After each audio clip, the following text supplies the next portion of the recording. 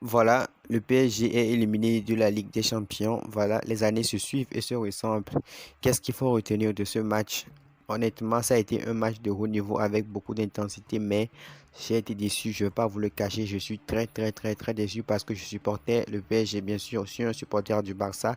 Je ne peux jamais soutenir le Bayern Munich. Donc, pour ce match, j'avais nourri de grandes ambitions. Je voyais le PSG égaliser, c'est-à-dire 1-0 et décrocher, pourquoi pas les prolongations, voir un match assez intense, intense quoi. Mais j'ai été déçu parce que le PSG est retombé dans ses travers. Ce que je comprends pas en première partie, c'est quoi? C'est Marco Verratti. Mais c'est quoi le problème de Verratti? Un match de haut niveau comme ça, un huitième de finale, il se promène chaque temps aux côtés de l'arbitre. Il est là à protester et ce ballon devant la défense qu'il a reçu, c'est le tournoi du match, les amis. Je vous le dis clairement, c'est le tournoi du match. Si Verratti avait dégagé ce match, peut-être il y aura la place pour aller mettre un 1-0 vers la fin du match. Personne ne saurait dire ce qui pourrait se passer. Mais non, il a décidé de faire une erreur comme chaque année, comme l'année dernière face au Real Madrid, comme chaque année le PSG trouve toujours une manière de se faire éliminer. Et ce qui est triste cette année, c'est quoi? C'est que au match aller comme au match retour, le PSG n'a pas pu marquer un but. Je dis un but avec des attaquants comme qui? Comme Mbappé, comme Messi, des attaquants qui ont été en finale de Coupe du Monde. Je parle des attaquants de classe mondiale, les deux meilleurs joueurs de l'année précédente. Les deux meilleurs qui sont à la place des best, Messi et Mbappé, ils n'ont même pas pu trouver le chemin défilé. C'est grave. C'est grave. Et là, on connaît les supporters du PSG. Ils vont trouver les coupables idéaux. Les coupables idéaux, c'est qui? C'est Neymar et c'est Messi. Ça a toujours été comme ça depuis les années précédentes. Ils cherchent des coupables pour leur mettre tout sous le dos, les amis. Chers supporters du PSG, si un supporter du PSG passe ici, sache que tout ça c'est de la racaille, c'est du n'importe quoi. Que Messi soit là, que Neymar soit là ou pas, cette équipe va toujours perdre de la même manière. C'est la mentalité qui tourne autour de cette équipe, c'est l'atmosphère. Et aujourd'hui, je pense même que l'année dernière, le niveau du PSG de l'année dernière, le niveau du PSG de Pochettino était mieux que le niveau du PSG actuel. Mais qu'est-ce qui pouvait sortir du banc? Quel joueur pouvait sortir du banc et faire la différence? Personne. Personne, le PSG n'a pas d'attaquant de pointe. S'il y avait un attaquant de pointe autour duquel Kylian Mbappé pouvait tourner, ça pourrait marcher. Mais il n'y a pas d'attaquant de pointe. Ce soir, Mbappé était isolé, complètement isolé. Messi était trop loin des buts. Et à chaque fois qu'il se rapprochait du but, il se faisait tout le temps tacler. Il y avait aussi un Yann Sommer vraiment, vraiment au top.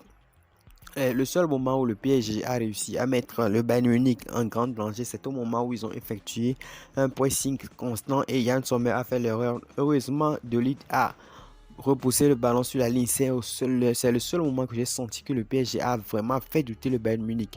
Et après cette action, je me suis dit, mais vous avez vu qu'après votre pressing, le Bayern Munich était en difficulté. Pourquoi ne pas continuer? Après tout, qu'est-ce que le PSG a perdu? Mais non, ils ont continué à jouer les mains dans les poches, tranquillos, comme s'ils étaient comme s'ils allaient à un rencard. Vraiment, c'est pas possible. Ce soir, bon, j'ai été déçu, tout ça.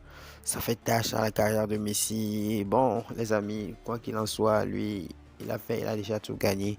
Mais le PSG va devoir se contenter de la Ligue 1, même pas de Coupe de France. C'est vraiment quelque chose qui est assez bizarre et qui pose question avec le PSG. Et ça a toujours été un problème de karma. Tous ceux qui marquent contre le PSG, ce sont les anciens joueurs du PSG. Tous ceux qui sont passés par le PSG, après le PSG, comme par magie, ils excellent, ils deviennent de meilleures versions d'eux-mêmes ou bien de meilleures choses les arrivent quoi. Je parle de Thiago Silva qui a quitté le PSG et a remporté la Ligue des Champions. Je parle de Thomas Tuchel qui a quitté le PSG et a remporté la Ligue des Champions. Je parle de il y a aussi Unai Emery qui est parti du PSG, il est parti remporter la Ligue Europa avec Villarreal. Choupo-Moting qui était moqué au PSG, les supporters du PSG se moquaient de Choupo-Moting. Il a été mis en valeur quand il a marqué son but contre Atalanta lors du Final 8. Après ça, il se moquait de Choupo-Moting. Et bien voilà, aujourd'hui, il avait déjà marqué contre le PSG. Je crois bien que c'était la saison d'après. Mais en ce moment, le PSG avait éliminé le Bayern Munich. Mais il a marqué aujourd'hui pour punir encore l'équipe du PSG.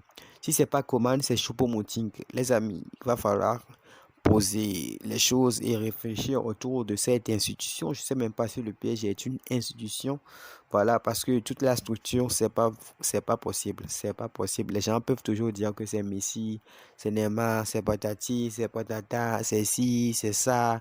Le problème, c'est quoi? C'est en interne. Ça vient du président, des premiers dirigeants jusqu'au dernier supporter. Ouais, les gens peuvent trouver ça vraiment bizarre, mais ça dépend de l'atmosphère, de l'ambiance autour des joueurs. Même les médias ont un impact sur les équipes. Voilà, les amis, c'était ce que j'avais à dire sur ce match. Un débrief à chaud, du ressenti, c'est ce que je ressens sur le moment. Si vous avez apprécié le contenu, n'hésitez pas à lâcher le pouce bleu et à vous abonner si vous n'êtes pas encore abonné.